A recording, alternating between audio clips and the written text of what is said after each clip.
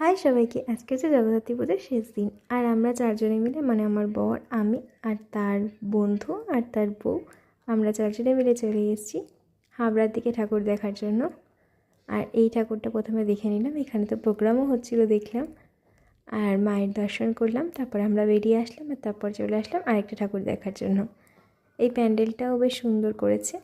আর এখানটাতে আমরা একটু ভালোভাবে ঘুরলাম, আর তারপরে এখানে কিছু ছবি ভিডিও এগুলোও তুলে নিলাম। আর হাবড়ার দিকে না খুব একটা বেশি ঠাকুর হয় না, ওই 2-1টা ঠাকুরই হয়। তো সেই 2-1টা ঠাকুরই একটু দেখে নিলাম আমরা।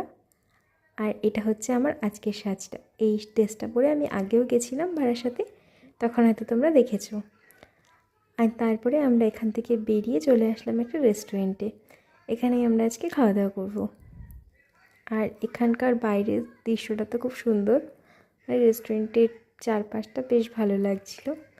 তারপরে আমরা অর্ডার দিয়ে দিলাম ক্রিসপি চিকেন, আর তার সঙ্গে ছিল এখানে কুলচা, আর তার সঙ্গে নিয়েছিলাম এখানে বাটার চিকেন, আর সাথে ছিল গার্লিক চিকেন, আর তার সঙ্গে ছিল রাইস।